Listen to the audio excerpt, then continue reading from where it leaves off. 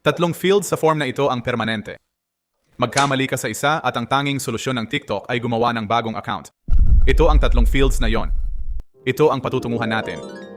Isang account na pumasa sa review, karamihan sa kanila ay wala pang isang araw ayon sa TikTok.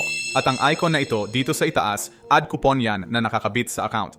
Karamihan sa mga baguhan ay hindi nakakakita ng screen na ito. Hindi dahil sa ginawa nila mamaya, kundi dahil sa pintuan na pinasukan nila sa unang 6 segundo. Gawin natin ang tama. Sige, sa susunod na 10 minuto, tatlong bagay. Una, isang account na pumapasa sa review sa unang try, walang appeal, walang resubmit.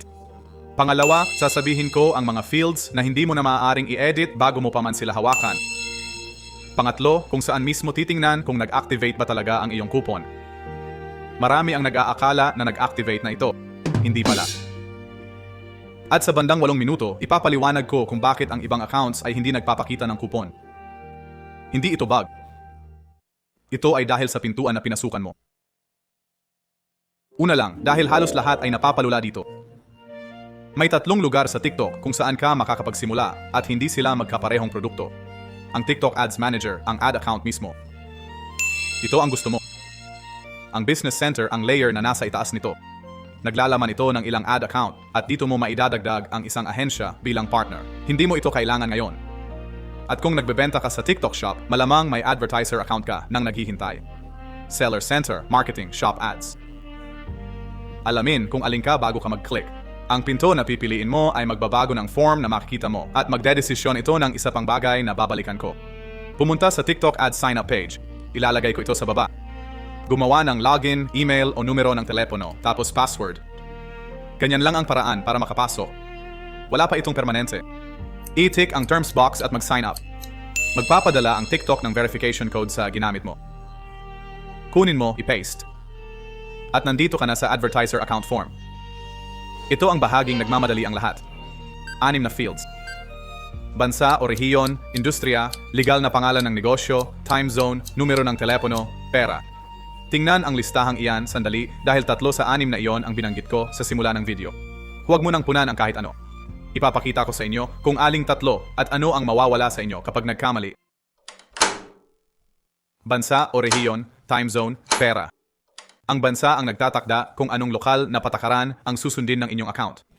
Piliin kung saan kayo talaga nag-ooperate, hindi kung saan ninyo gustong mag-operate. Ang time zone ay nagsisync ng bawat ulat at bawat schedule na babasahin ninyo. Kapag nagkamali, mahahati ang inyong pang-araw-araw na numero ng 3:00 ng umaga. Magpakailanman. Ang pera ang batayan ng bawat singil na babayaran. Piliin ang hawak ng inyong bangko.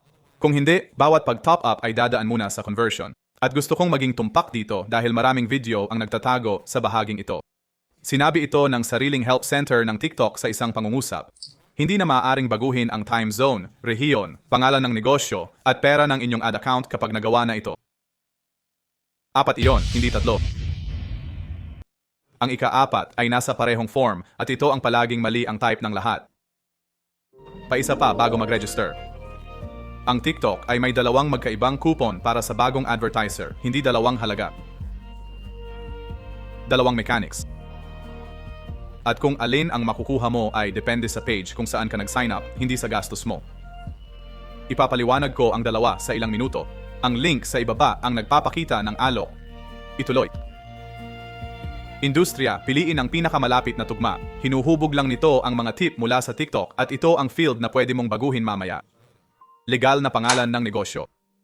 Ito ang ika-4 na permanenteng field at ito ang nagpapabagsak ng mga account. Kung hindi tugma ang pangalan ng negosyo mo sa aktual na pangalan, baka hindi maaprubahan ang account mo. Kaya gamitin ang nasa registration documents mo, hindi brand name, hindi store handle. Numero ng telepono, tunay na numero. Sinasabi ng TikTok na kukontak sila sa iyo dito. Pindutin ang register. Ngayon ang billing. Address, tax details, kung hinihingi ng iyong bansa, pagkatapos ang paraan ng pagbabayad. Ang manual ay nag-top up ka ng balance at titigil ang campaign kapag ubos na. Ang automatic naman ay sinisingil ng TikTok ang iyong card habang gumagastos ka. Para sa unang buwan mo, pipiliin ko ang manual. Opinion ko, yan, hindi ng TikTok, pero may limitasyon kung magkano ang mawawala habang natututo ka pa. Kapag pinindot mo ang Go to Ads Manager, automatikong mapupunta ang account mo sa review. Pwede kang gumawa ng campaign ngayon. Hindi lang ito magra-run hanggang hindi ka pa naaprubahan. Ayon sa TikTok, karamihan sa account reviews ay tatagal ng wala pang 24 oras. Maaari mong tingnan ang status sa account setup page. Kung na-reject, ilagay ulit ang iyong impormasyon at i-click ang Request Review. Pero bago gawin iyon, suriin muna ang mga madalas na dahilan ng rejection. Ang patakaran ng TikTok ay kailangan ng opisyal na website at hindi pwedeng social profile lang. Kailangan din ang legal na pangalan na eksakto sa pagkakaregister nito. Tapos, ang business at tax details mo at kung naglo-load ba ang page mo sa phone. May isang optional na hakbang na sulit gawin, ang business verification. Mag-upload ka ng mga dokumento para mapatunayan na totoo ang negosyo. Hindi ito required para gumawa ng account, pero kailangan mo ito para makapasok sa TikTok One at sa Creator Marketplace. At diyan, papasok ang mga coupon. May dalawang uri ng coupon ang TikTok para sa mga bagong advertiser at pinangalanan na mismo ng TikTok. Ang una ay ang ladder coupon. Gagastusin mo ang sarili mong pera sa loob ng earning window at darating ang credit pagkatapos maisara ang window. Hindi mo maaaring pagsamahin ang mga tier. Makukuha mo lang ang pinakamataas na naabot mo. Ganito ang hitsura ng isa sa mga pahina. At ang sariling pop-up ng TikTok mismo ang nagsasabi ng totoo. Tutugmain namin ang bawat dolyar na gastusin mo ng $1 sa credits at ia-apply ang iyong mga earned credits. Earned. Walang mababawas sa simula. Ito ay isang tunay na halimbawa habang nasa gitna ng window. Progress 0%, credits earned 0. Ang pangalawa ay ang discount coupon at ito ang mas gusto ng karamihang mga baguhan. Automatikong mababawasan ng porsyento ang bawat singil hanggang sa maximum na subsidy. Ganito ang hitsura ng isa sa mga iyon. 50% off sa ad spend hanggang $200. Kaya gastusin ang $400. Magbabayad ka lang ng $200. Saklaw ng TikTok ang natitira. Walang threshold na hahabulin. Ang unang $10 mo ay kalahating presyo, katulad ng huli. Pero basahin ang mga terms sa ilalim kasi may isa pang linya sa pahinang iyon. Ang coupon ay mag-a-activate agad pagkatapos mag-register at ang promotion period ay 14 na araw mula sa iyong registration date. Ibig sabihin, ang tamang advice dito ay kabaligtaran ng inaasahan mo. Huwag gumawa ng account hanggang hindi ka pa talaga makakapaggastos sa susunod na 2 linggo. Ngayon, paano mo malalaman kung totoo ang sa iyo at hindi ka basta-basta umaasa?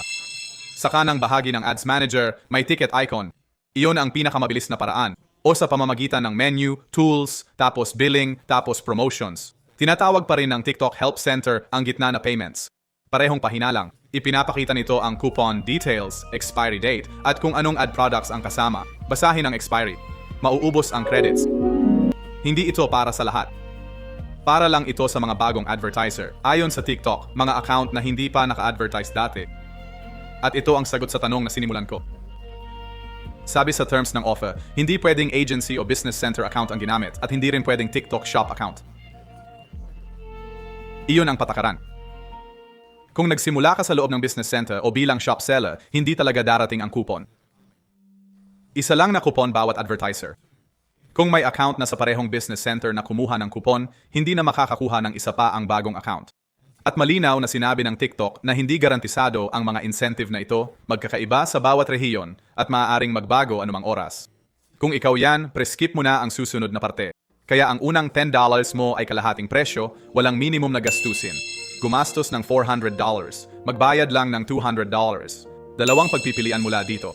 Magte-testing ng wala pang $500 ngayong buwan. Mas maganda ang discount coupon. Gumagana ito mula $1 pa lang. Nagpaplano bang gumastos ng maayos sa unang buwan mo? Tingnan mo na lang ang tiered offer. Sa kahit anong paraan, ito ang mahalagang parte. Naka-attach ang coupon kapag nagawa ang account at doon nagsisimula ang countdown. Kaya huwag mag-sign up 1 linggo bago ka handa. Mag-sign up sa araw na handa ka na. Mga link sa ibaba. Panoorin ang address bar habang naglo-load. ads.tiktok.com. Parehong TikTok. Parehong account sa'yo talaga. Ibang pintuan lang. At tingnan ang alok sa pahina sa harap mo bago mag-commit ng budget. 3 bagay ang ipinangako ko sa inyo. Ang iyong account ay ginawa para makapasa sa review sa unang pagkakataon. Legal na pangalan, live na website. Alam mo na ang mga field na hindi mo na mababago. Bansa, time zone, currency, at pangalan ng negosyo. At alam mo na kung paano i-confirm na live ang iyong coupon. Ticket icon o tools, billing, promotions. Madali lang ang account. Ang magpapasya kung gagana ito ay ang iyong pixel at unang campaign structure. Doon karamihan ng pera talaga nasasayang. Iyon ang susunod. Magkita tayo doon.